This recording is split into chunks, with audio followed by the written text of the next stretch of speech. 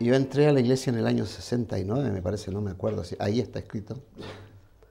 Dos misioneros nos encontraron por ahí. Yo no era muy proclive a ser un miembro de la iglesia. Me costó 6 meses bautizarme. Y los misioneros hicieron milagros ahí para que me bautizara. Finalmente lo consiguieron.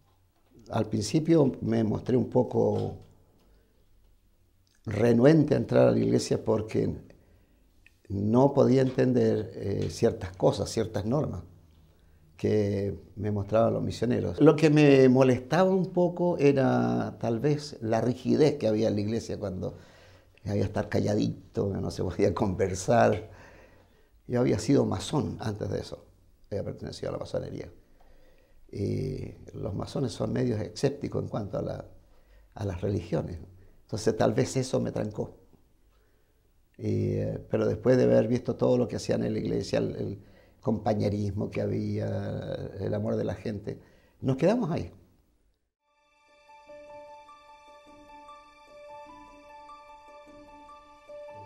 Hubieron varias cosas. Hubo una conferencia en Santiago cuando vino el presidente Hinckley. Y entonces, cuando él vino, dio una conferencia en la primera estaca que había habido en Santiago. La estaca Ñuñoa. La estaca Ñuñoa. Y yo fui invitado a esa conferencia. Entonces, después de eso, me cambió la visión de la iglesia y empecé a asistir a la iglesia. En ese tiempo ocurrió algo muy interesante porque los misioneros me desafiaron con mi familia. Mi esposa estaba lista para ir a las aguas y todo, pero me desafiaron a mí a ir un día domingo en la mañana. Entonces yo era campeón para dormir en ese tiempo. Un día domingo uno de los misioneros me dijo que debía ir, que le gustaría que yo fuera a la capilla. Y después de luchar un rato, le dije a mi esposa que el domingo siguiente íbamos a ir. Y cuando entramos había un misionero tocando el piano. Estaban cantando un himno y estaba tocando el piano, re desanimado el tipo. Y de repente me vio entrar y empezó a darle al piano duro y con ánimo cantando y se entusiasmaba. Y los otros misioneros miraban y todo, porque yo había ido a la iglesia. Y cuando terminaron la reunión sacramental, me fueron a hablar conmigo y me dijeron que estaban contentos que hubiera ido a la iglesia. Y ahí empezaron a apretar las visitas, empezaron a ir cada vez más, cambiaban parejas, tratando de convencerme de la doctrina. Y habían cosas que yo no podía entender en cuanto a la doctrina. No era que no las podía entender por leerlas, sino no las podía entender por practicarlas. Y uno de los misioneros que había ahí hizo algo muy interesante que tenía que ver con el cambio que una persona puede tener. Y esto fue cuando me preguntó, me dijo, ¿qué es lo que le falta a usted? Me dijo, para entender la doctrina de la iglesia. Entonces le dije, yo no puedo aceptar ciertas cosas porque yo creo que tiene que haber una voluntad para uno para poder ingresar a la iglesia. Y él me dijo, bueno, si usted no tiene voluntad, no puede entrar. Entonces le dije yo, ¿y qué me lo va a prohibir? Entonces él me dijo, no le va a prohibir nadie, me dijo, pero no va a poder entrar porque siempre va a estar entrando y saliendo, dijo, y no es eso lo que queremos de usted. Y le dije, bueno, si ustedes creen que yo no puedo permanecer en la iglesia, voy a empezar a ir a los días domingos. Y no paré más. Y toda esa discusión, digamos, ese apriete, duró 6 meses. 6 meses y cambiaron parejas y todo. Y al día que fuimos al bautismo estaban todos los misioneros esperándonos ahí, contentos. Yo no sé qué habían visto en nosotros, ¿entiendes? Nunca lo entendí esa parte. Pero ese día había una alegría en los misioneros. Cuando terminaron nos confirmaron miembros, nos abrazaron Y habían unos muy emocionados realmente en cuanto a eso. Bueno, y de ahí en adelante me entregué completamente a las normas de la iglesia y a su filosofía y a su doctrina y lo que fuera.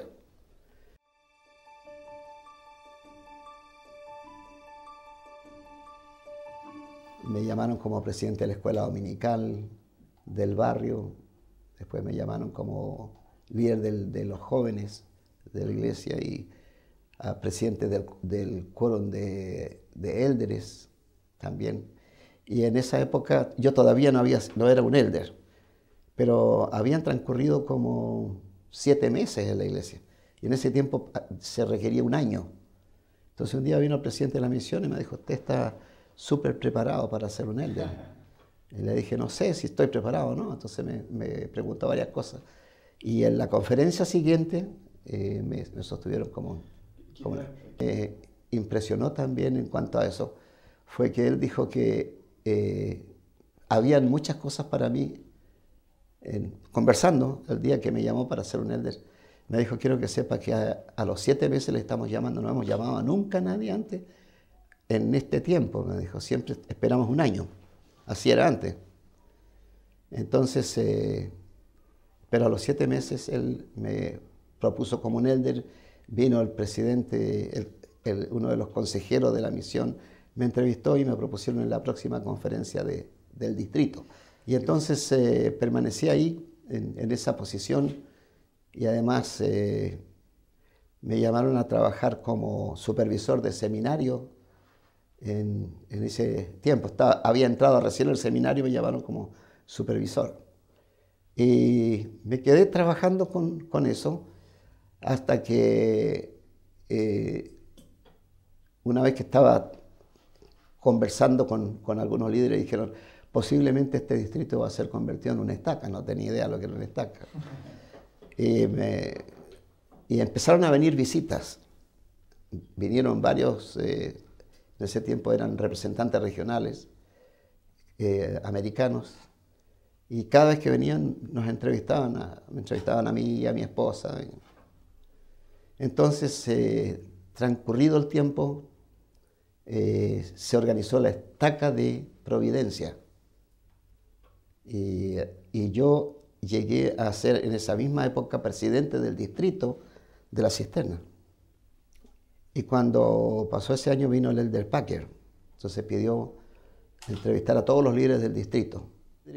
Nos entrevistó a todos y a mí me dijo algo que me dejó bien impresionado. Me dijo, no va a haber una estaca aquí a menos que usted acepte el llamamiento como presidente. Y yo le dije, ¿cómo está diciéndome eso? Entonces me dijo, y además queremos que trabaje para el sistema educativo. Ah, no, le dije yo, no me gustan los trabajos en la iglesia, entonces no voy a aceptar una cosa así. Y me dijo, no, piénselo, me dijo, y después vuelva. Entonces lo pensé, hablé con los hermanos que eran presidentes de rama, ya todos iban a ser obispos en ese momento. Y entonces le dije al élder Packer, me dice, ¿qué pensó? Me dice, que no voy a trabajar para la iglesia. Muy bien, me dijo, firme aquí. Así que acepté eso y al día siguiente se creó la segunda estaca en Santiago, que se llamó La Cisterna, y fue la tercera en Chile.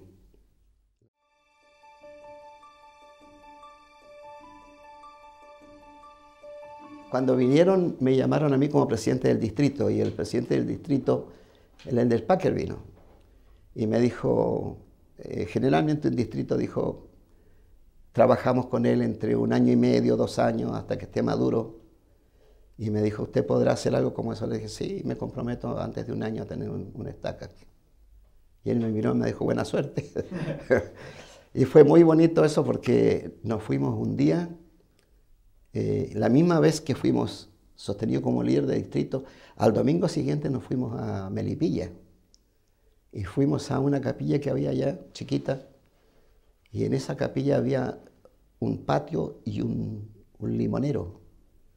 Entonces yo reunía a los 12 miembros del Sumo Consejo y mis consejeros alrededor del limonero, y le dije, ¿ven los frutos colgando aquí? Sí.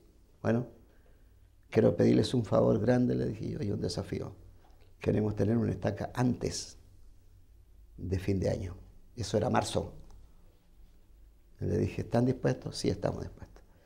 Ahora, la historia de eso es maravillosa porque los chicos trabajaron, volaron, dejaron la casa, lo que fuera por ayudar, hasta que hicieron madurar a todos los líderes. Y por eso que Elder Packer la encontró madura, el distrito, para convertirlo en una estaca. De los 12 hombres que habían ahí, 4 tenían automóviles. En ese tiempo éramos pobres todavía. Entonces, cuando íbamos a cualquier barrio, ellos echaban a todos los miembros del Sumo Consejo arriba del auto, o sea, algo muy, muy cómico. A mí me echaban en el primer auto y cuando llegaban a la capilla, se bajaban todos y abrían las puertas. Y a mí me sacaban al último y luego a la voz de ya cerraban un solo golpe de todas las puertas del auto. Entonces ellos entraban, hacían una fila para que yo entrara a la capilla. Yo me ponía rojo, no sabía cómo enfrentar eso. Y entraban y todos así cuidando, haciendo una broma, digamos, ¿no? Pero me impresionaba que ellos hicieran eso, parecía Al Capone, en un sentido, con los bandidos. Y ellos trabajaron, pero muy, muy fuerte. Teníamos todos los programas funcionando una vez que fuimos a estaca. Incluso vinieron a tomar el modelo de algunos programas que estábamos llevando a cabo para aplicarlo en la otra estaca que había en Santiago. Y fue una cosa muy, muy fuerte, muy interesante, que me ayudó mucho. Pero en esa época, en marzo, bajo el limonero, prometimos tener una estaca a fin de año y lo hicimos el 8 de diciembre.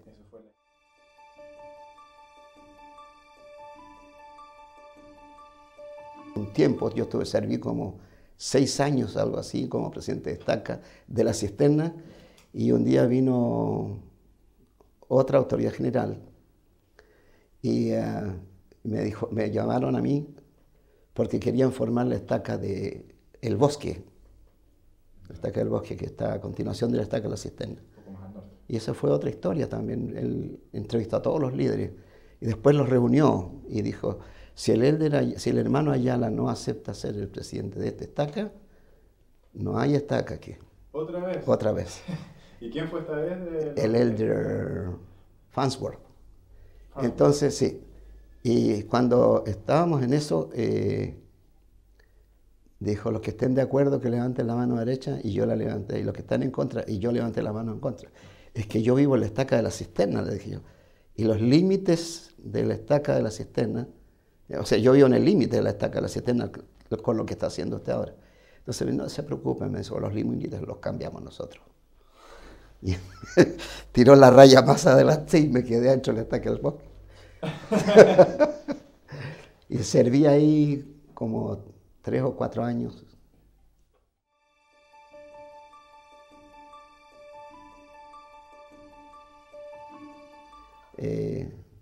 Fue muy interesante cuando me llamaron como representante regional, me relevaron. Y el día que me relevaron dijeron, vamos a relevar al hermano Ayala, los que estén de acuerdo que levantan la mano derecha y no levantan nadie la mano. No, y la autoridad general no sabía qué hacer con eso. Entonces dijo, los que estén en contra, y todos levantaron las manos. Dijo, no, pero él va a ser otro líder. Dijo, ¿por qué se preocupan? Tuvo que dar una explicación. Así que finalmente, cuando volvió a preguntar de nuevo, levantaron todas la mano derecha y él se alivió. Me tocó en ese tiempo preparar el asunto de la dedicación del templo y con el hermano Cifuentes. Cifuentes estaba ahí, el hermano Cifuentes y Jaramillo. El hermano Jaramillo. Sí. Entonces,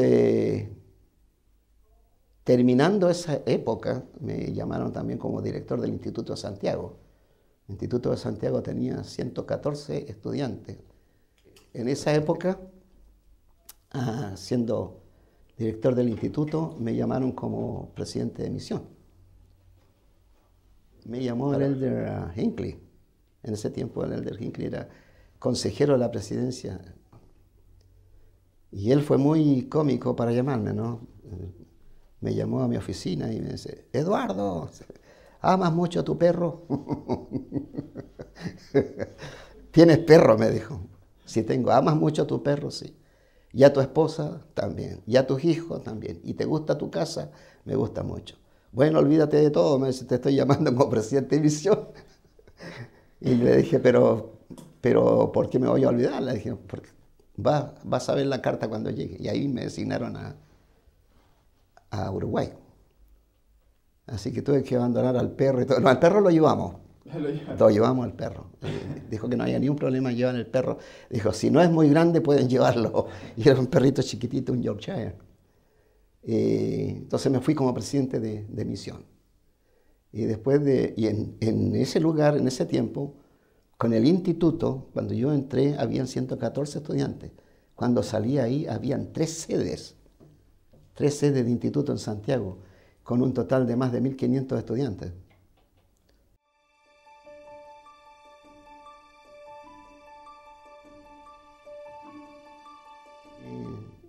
En Uruguay, cuando llegamos, el elder Carl era presidente de la misión y había un registro entre 60 y 80 bautismos mensuales. Usted sabe que Uruguay es muy duro, ¿no? Sí. Es muy duro. Y yo permanecí 6 meses sin mover la misión. Yo solamente supervisaba, hablaba con los misioneros, veía el ambiente y después de los 6 meses del primer semestre le dije vamos a hacer algo nuevo en la misión. Yo sé que ustedes tienen que trabajar más y van a pasar más hambre. Entonces me comprometo a que si ustedes suben 100 bautismos más durante el mes, hay un asado pagado por el presidente de la misión. Volaron los misioneros. Así. Yo casi quedé en la ruina porque Había que pagarle el asado. Entonces ocurrió un fenómeno ahí que tuvimos que parar. Estaban bautizando niños, muchos niños. Entonces tuvimos que parar eso.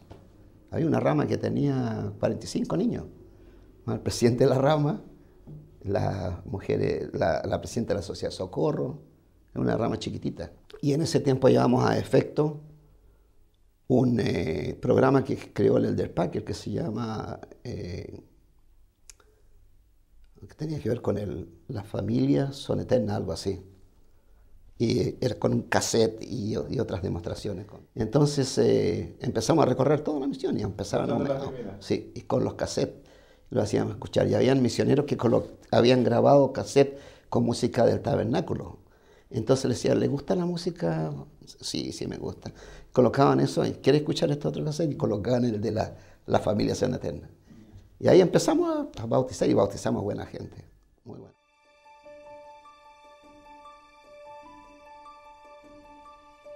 Sí, estaban a cargo de los institutos y los seminarios ellos en ese tiempo. Sí. Fuimos muy bien amigos con ellos. Sí, Elder González fue presidente, no sé si fue antes o después, fue uno de los primeros presidentes de Estaca en Paysandú. En Paysandú. Paysandú todavía no tenía cuerpo para hacer una estaca ni un distrito, pero eran ramas nomás, dependientes de la estaca central. Ya. Y entonces él quedó como presidente de estaca, después me enteré. Y el Elder Viña después fue llamado también como presidente de misión. ¿En Salta? Sí, en Salta, sí. Fue llamado en ese tiempo.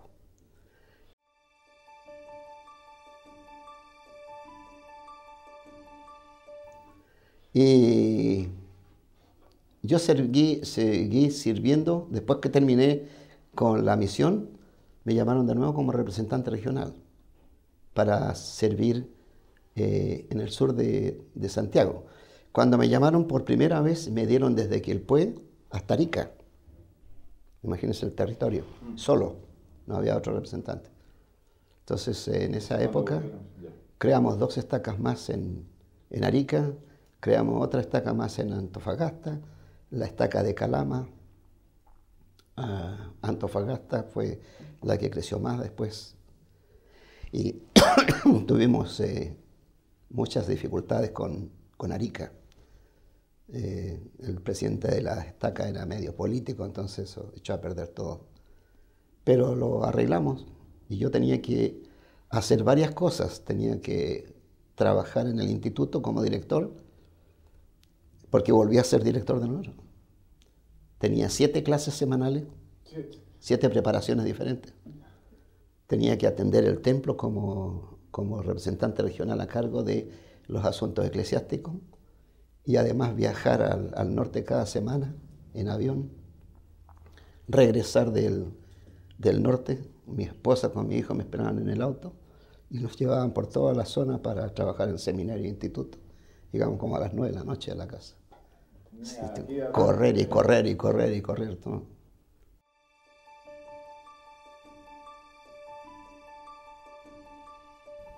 Y ahí estaba un día en la oficina con mi compañero y llaman por teléfono y me habla un hombre y me dice, hermano Ayala.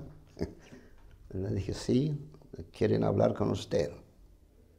Ok, entonces pensé que era de la misión. Y me dice, Eduardo, escuché, Eduardo del presidente Hinckley. Eduardo, sí, diga Elder. Me dice, el hombre que estaba traduciendo es el presidente Hinckley, hermano Ayala. Me quedé chico ahí. Me dice, ¿amas a tu perro? Con la misma cosa. Me dice, necesito que hagas una cosa, man. Consigue urgente un pasaporte para tu esposa, porque ella está invitada a la conferencia de la iglesia. Y tú vas a venir, ¿verdad? Porque ese tiempo, esa vez había que, digamos, en cada conferencia íbamos solos. Las esposas no estaban nunca invitadas. Entonces me dijo, Blanca está invitada, entonces por favor de conseguir un pasaporte urgente. Era día viernes cuando alguien me llamó y tenía que viajar el miércoles. En 4 días conseguir un pasaje, un pasaporte.